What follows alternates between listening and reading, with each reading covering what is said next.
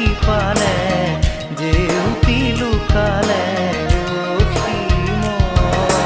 নভবা কথাও হঠাতে হয় চাগে